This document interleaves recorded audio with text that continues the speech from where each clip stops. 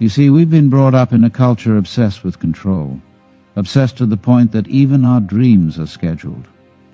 From the earliest age, children are not encouraged to explore but to decide. What do you want to be when you grow up? They ask, as if the essence of a human life could be reduced to a job title. As though identity is a fixed point on a map, and once selected, your journey is merely a matter of following instructions to get there. It's a subtle indoctrination, this question, because it presumes life is linear, a straight railway track where all detours are distractions and all uncertainties are problems to be solved. But life isn't a train with a timetable and a destination scrawled in ink. It's not even a road. Life is more like a dance, fluid, unpredictable, full of turns and pauses that make no sense when viewed as mere steps, but become beautiful when seen as part of the whole. Now, when you dance, do you aim to arrive at a specific point on the floor and declare success once you're there? Of course not. The whole essence of dancing lies in the movement itself, the rhythm, the play, the grace of being in motion. The dancer doesn't ask, "Where am I going?" but rather, "How does this feel?" Similarly, music doesn't derive its power from its conclusion. Imagine sitting through a symphony, eager for the final note, clapping only because it's over. If the purpose of music were the end, then Beethoven and Bach would have skipped the symphony entirely and given you the last note on repeat. But that's absurd, because what gives music meaning is its unfolding, each note arising from silence, carrying its own mood, then dissolving, giving birth to the next. Life, like music, is not about getting somewhere, it's about the melody of becoming. But the problem is, you see, we've been hypnotized, lulled into a trance by centuries of conditioning that glorifies certainty, calculation, and control. We are taught to plan for everything, our education, our careers, our relationships, even our leisure. It's as if spontaneity is a risk to be mitigated rather than a treasure to be welcomed. Society tells us that without a 5-year plan, a 10-year plan, and a meticulous retirement strategy, we're irresponsible, aimless. But I would argue the opposite, because those who cling most tightly to plans are often the most lost of all. They mistake structure for meaning, certainty for wisdom, and in doing so, they miss the living heartbeat of life itself, its wildness, its unpredictability, its invitation to dance rather than to dominate. Because what is a plan, really? Strip away the buzzwords and bullet points, and a plan is the ego's last-ditch effort to hold back the chaos of the unknown. It is the mind's way of saying, "I don't trust the mystery, so I will reduce it to a chart." But life isn't a spreadsheet. It cannot be conquered with calendars and to-do lists. To plan excessively is to try to replace experience with expectation, reality with rehearsal. The truth is, life isn't something you map out like a military campaign. It's something you enter into like a forest trail at dawn. You walk, you listen, you notice the wind, you hear the birds, and you adjust as you go. The wise person does not impose themselves on life. They surrender to it. They join it. Consider the river. It does not plot a straight line down the mountain. It does not curse the rocks or lament the turns. It simply moves, with gravity, with grace, with instinct. It curves, it yields, it pools in stillness and rushes in passion. And yet, despite its lack of a formal plan, it always reaches its destination. Not because it forced its way forward, but because it was willing to flow. There is a lesson in that. Nature trusts itself. It adapts without overthinking. It thrives without blueprints. Why then do we believe that human life, so intimately connected to nature, must be rigidly designed in advance? People protest, "If I don't plan, how will I succeed?" But I always ask, succeed at what? Climbing which ladder? Achieving which dream? Because often the dreams we chase so feverishly are not truly ours. They are inherited, imprinted on us by parents who wanted safety, by teachers who wanted order, by societies that feared rebellion. We absorb these plans like osmosis, not realizing that we're walking paths laid down by others, chasing ideas we never questioned. You can live your whole life this way, achieving, acquiring, ascending, and then one day look around and wonder, who am I doing this for? And if you're honest, the answer might disturb you. You see, we're taught to go to school not for discovery, but for preparation. Not to awaken to life, but to ready ourselves for the real world.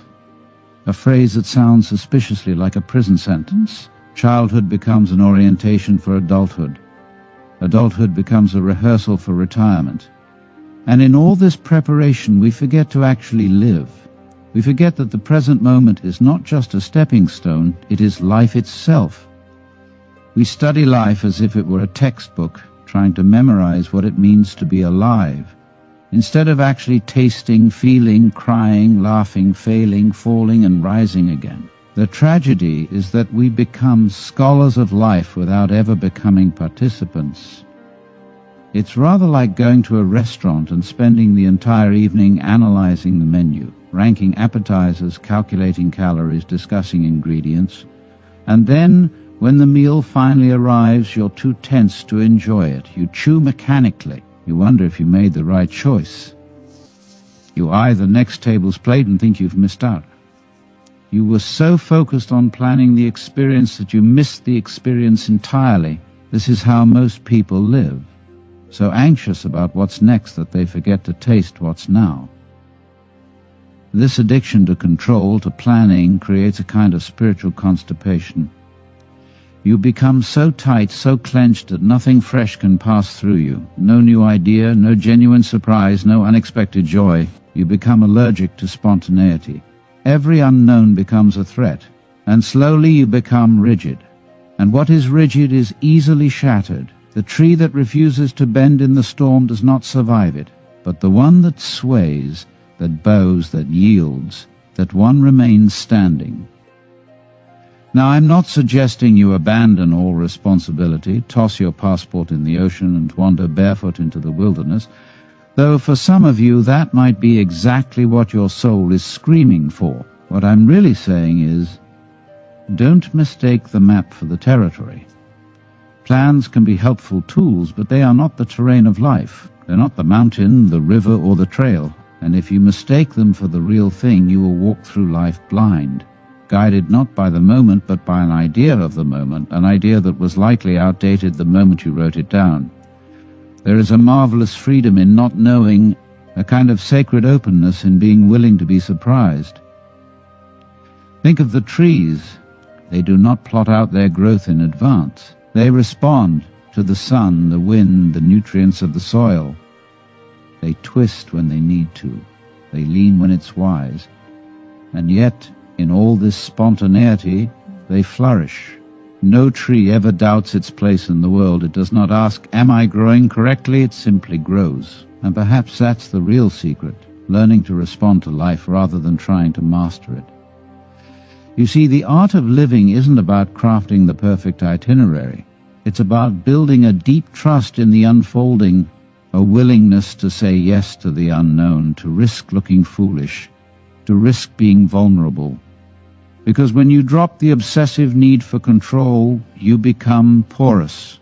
You become receptive, and in that receptivity, life can finally touch you.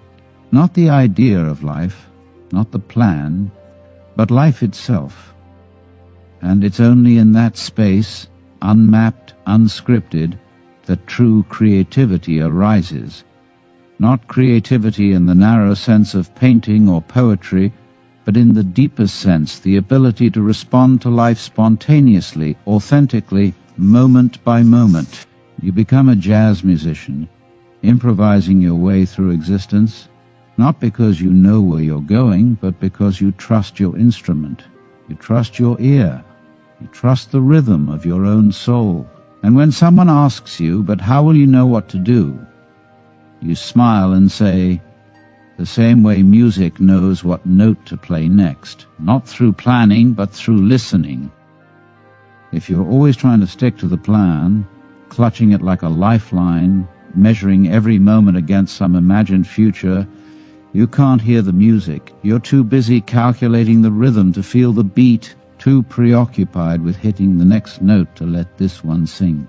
You're not playing the music, you're performing a strategy. And that's why so many people walk through life feeling numb, disoriented and disconnected, because they're not actually here. They're living 2 steps ahead, constantly rehearsing for a moment that never arrives. And in doing so, they miss the only moment that's real, this one.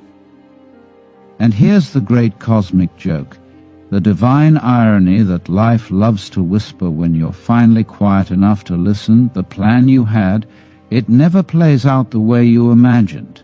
Not exactly, not even close. Life, in its infinite creativity, delights in rewriting your script. It tosses in detours and delays, heartbreaks and breakdowns. A thunderstorm ruins the picnic, a flat tire makes you miss the interview, a breakup leaves you gasping. And yet, those very disruptions, the moments that feel like the universe going off script, are often where the real lessons live. The wisdom doesn't arrive